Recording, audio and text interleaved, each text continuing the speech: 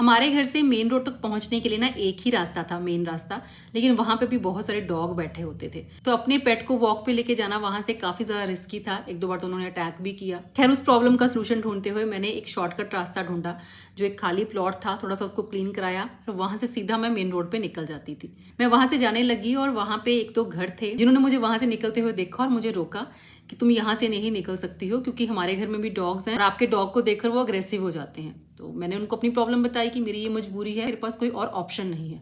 उन्होंने कहा कि ये हमारी प्रॉब्लम नहीं है, तुम्हारी प्रॉब्लम है, तुम देखोगी। मुझे उनका बिहेवियर बड़ा ज़्यादा रूड लगा। मैंने कहा इतना भी नहीं है, हम एक दूसरे को अगर कोऑपरेट करना चाहें तो कर सकते हैं। उन्होंने कहा नहीं, तुमने यहाँ से नहीं जाना। तो फिर मुझे लगा कि मेरे पास तो ऑप्शन नहीं है, मुझे तो जाना ही पड़ेगा, है ना। तो मैं अपना सेम वैसे ही वहाँ से जाती रही। उन्होंने क्या किया जिद में आके कि वहाँ पे बहुत सारे कांटेदार झाड़ियाँ और टहनियाँ वगैरह रख दी। खैर, ये इतना बड़ा मुद्दा नहीं था। मैंने और मेरे बेटे ने मिलकर वो सारा सामान वहाँ से हटाया। मैं फिर वहाँ से जाने लगी। 2 दिन के बाद उन्होंने वहाँ पे एक रस्सी बांध दी, साथ में एक पेपर पे लिख के लगा दिया कि आप कैमरा के अंदर हो। हमने वो रस्सी काट दी और कैमरा से तो क्या ही डरना, हम तो रात दिन कैमरा के अंदर ही रहते हैं। तीसरे दिन उन्होंने वहाँ पे एक कांटेदार तार लगवा दी। अब मैं देख के बड़ी हैरान थी कि लोग कितने ज़्यादा फ्री हैं कि मुझे कंट्रोल करने के लिए उसी मुद्दे में उलझे पड़े हैं कि इसको बस जिद है, यहाँ से जाने नहीं देना। मतलब वो रस्सी वस्सी काटने का काम भी मैं नहीं करती अगर स्टफी की वॉक की बात नहीं होती, क्योंकि सारे पेट पेरेंट्स जानते हैं कि इनकी वॉक और ग्रूमिंग इनके खाने से भी ज़्यादा इंपॉर्टेंट होती है। मैंने सोचा मैं जाके उनसे बात करती हूँ, थोड़ा समझा के देखती हूँ, हो सकता है कोई चीज़ उनकी समझ में आ जाए और प्रॉब्लम सॉल्व हो जाए। हमने जाके बेल बजाई। एक बहुत ही ओल्ड एज सी आंटी बाहर निकल के आए और उन्होंने कहा हाँ जी कहिए। मैंने कहा ये तार आपने लगाई है?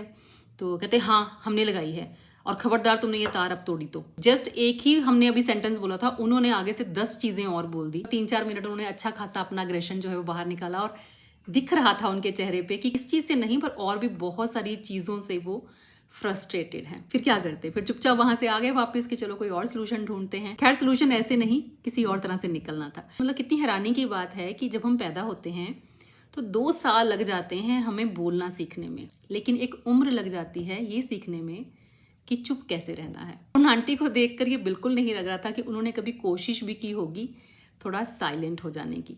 1.5 महीने के बाद मैं देखती हूँ वहाँ पे एक पार्किंग एरिया बन गया है, वहाँ पे अब गाड़ियाँ और बाइक्स खड़ी होती हैं।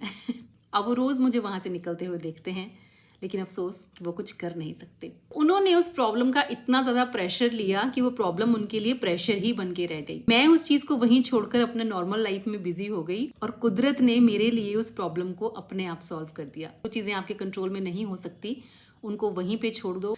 अगर वो आपके हक में होनी है तो चाहे आप ना करो, कोई और आपके लिए कर देगा, लेकिन वो हो जाएगा।